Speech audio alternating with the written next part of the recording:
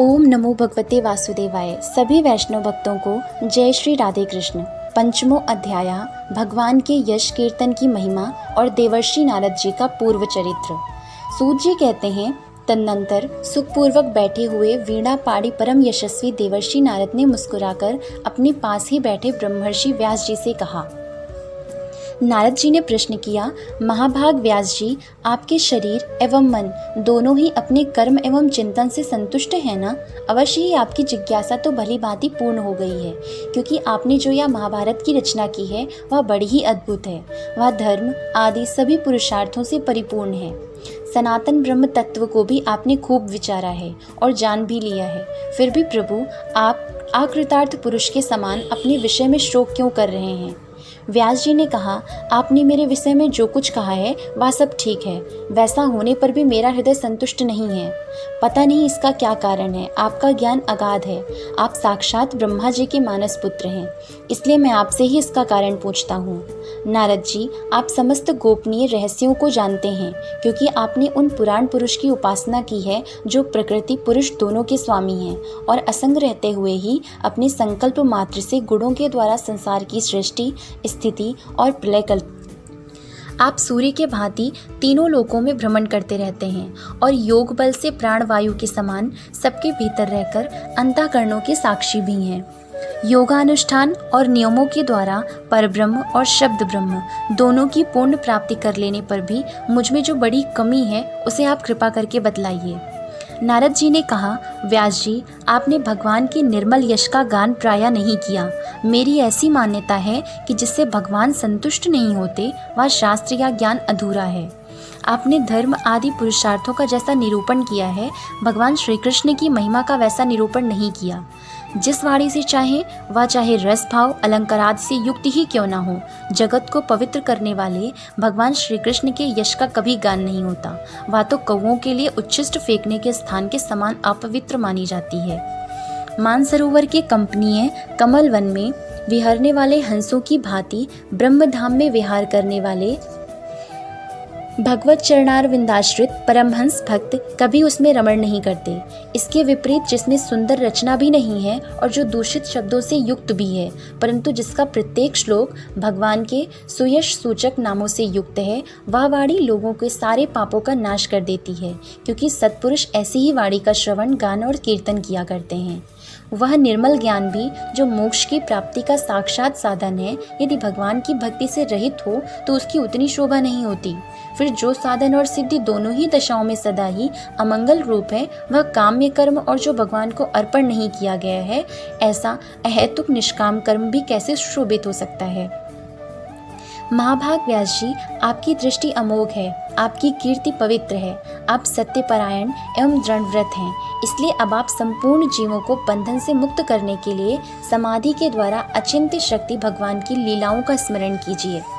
जो मनुष्य भगवान की लीला के अतिरिक्त और कुछ कहने की इच्छा करता है, वह उस इच्छा से ही निर्मित अनेक नाम और रूपों के चक्कर में पड़ जाता है। उसकी बुद्धि भेदभाव से भर जाती है। जैसे हवा के झकोरों से डगमगाती हुई डोंगी को कहीं भी ठहरने का ठौर नहीं मिलता, वैसे ही उसकी चंचल बुद्धि कहीं भी स्थिर नहीं होती। संसारी लोग स्वभाव से ही विषयों में फंसे हुए हैं। धर्म के नाम पर आपने उन्हें निंदित पशु हिंसा युक्त सकाम कर्म करने की भी आज्ञा दे दी है। यह बहुत ही उल्टी बात हुई, क्योंकि मूर्ख लोग आपके वचनों से पूर्वोक्त निंदित कर्म को ही धर्म मानकर यही मुख्य धर्म है ऐसा निश्चय करके उसका निषेध करने वाले वचनों को ठीक नहीं मानते। भगवान अनंत है। कोई विचारवान ज्ञानी पुरुष ही संसार की ओर से निवृत्त होकर उनके स्वरूपभूत परमानंद का अनुभव कर सकता है। अतः जो लोग पारमार्थिक बुद्धि से रहित हैं और गुणों के द्वारा नचाए जा रहे हैं, उनके कल्याण के लिए ही आप भगवान की लीलाओं का सर्वसाधारण के हित की दृष्टि से वर्णन कीजिए। जो मनुष्य अपने धर्म का परित्याग करके भगवान के चरण कमलों का भजन कर सेवन करता है, भजन परिपक्व हो जाने पर तो बात ही क्या है। यदि इससे पूर्व ही उसका भजन छूट जाए तो क्या कहीं भी उसका कोई अमंगल हो सकता है? परंतु जो भगवान का भजन नहीं करते और केवल स्वधर्म का पालन करते हैं, उन्हें कौन सा लाभ मिलता है? बुद्धिमान मनुष्य को चाहिए कि वह उसी वस्तु की प्राप्ति के लिए प्रयत्न करे जो तिनके से लेकर ब्रह्मा पर्यंत समस्त ऊंची नीची योनियों में कर्मों के फलस्वरूप आने जाने पर भी स्वयं प्राप्त नहीं होती। संसार के विषय सुख तो जैसे बिना चेष्टा के दुख मिलते हैं, वैसे ही कर्म के फल रूप में अचिंत्य गति समय के फेर से सबको सर्वत्र स्वभाव से ही मिल जाते हैं। व्यास जी, जो भगवान श्री कृष्ण के चरणारविंद का सेवक है, वह भजन न करने वाले कर्मी मनुष्यों के समान दैवात कभी बुरा भाव हो जाने पर भी जन्म मृत्यु में संसार में नहीं आता। वह भगवान के चरण कमलों के आलिंगन का स्मरण करके फिर छोड़ना नहीं चाहता। उसे रस का चस्का जो लग जाता है, जिनसे जगत की उत्पत्ति, स्थिति और प्रलय होते हैं, वे भगवान ही इस विश्व के रूप में भी हैं। ऐसा होने पर भी वे इससे विलक्षण हैं, इस बात को आप स्वयं जानते हैं, तथापि मैंने आपको संकेत मात्र कर दिया है। व्यास जी, आपकी दृष्टि अमोघ है। आप इस बात को जानिए कि आप पुरुषोत्तम भगवान के कलावतार हैं। आपने अजन्मा होकर भी जगत के कल्याण के लिए जन्म ग्रहण किया है, इसलिए आप विशेष रूप से भगवान की लीलाओं का कीर्तन कीजिए। विद्वानों ने इस बात का निरूपण किया है कि मनुष्य की तपस्या, वेद अध्ययन, यज्ञ अनुष्ठान, स्वाध्याय, ज्ञान और दान का एकमात्र प्रयोजन यही है कि पुण्य कीर्ति श्री कृष्ण के गुणों और लीलाओं का वर्णन किया जाए। मुनि, पिछले कल्प में अपने पूर्व जन्म में मैं वेदवादी ब्राह्मणों की एक दासी का लड़का था। वे योगी वर्षा ऋतु में एक स्थान पर चातुर्मास्य कर रहे थे। बचपन में ही मैं उनकी सेवा में नियुक्त कर दिया था। मैं यद्यपि बालक था, फिर भी किसी प्रकार की चंचलता नहीं करता था। जितेंद्रिय था, खेल कूद से दूर रहता था और आज्ञा अनुसार उनकी सेवा करता था। मैं बोलता भी बहुत कम था। मेरे इस शील स्वभाव को देखकर समदर्शी मुनियों ने मुझ सेवक पर अत्यंत अनुग्रह किया। उनकी अनुमति प्राप्त करके बर्तनों में लगा हुआ प्रसाद मैं एक बार खा लिया करता था। इससे मेरे सारे पाप धुल गए। इस प्रकार उनकी सेवा करते करते मेरा हृदय शुद्ध हो गया और वे लोग जैसा भजन पूजन करते थे, उसी में मेरी भी रुचि हो गई। प्यारे व्यास जी, उन सत्संग में उन लीला गान परायण महात्माओं के अनुग्रह से मैं प्रतिदिन श्री कृष्ण की मनोहर कथाएं सुना करता। श्रद्धापूर्वक एक एक पद श्रवण करते करते प्रिय कीर्ति भगवान में मेरी रुचि हो गई। महामुनि, जब भगवान में मेरी रुचि हो गई, तब मनोहर कीर्ति प्रभु में मेरी बुद्धि भी निश्चल हो गई। उस बुद्धि से मैं संपूर्ण सत और असत रूप जगत को अपने परब्रह्म स्वरूप आत्मा में माया से कल्पित देखने लगा। इस प्रकार शरद और वर्षा, इन दोनों ऋतुओं में तीनों समय उन महात्मा मुनियों ने श्रीहरि के निर्मल यश का संकीर्तन किया और मैं प्रेम से प्रत्येक बात सुनता रहा। अब चित्त के रजोगुण और तमोगुण को नाश करने वाली भक्ति का मेरे हृदय में प्रादुर्भाव हो गया। मैं उनका बड़ा ही अनुरागी था, विनयी था।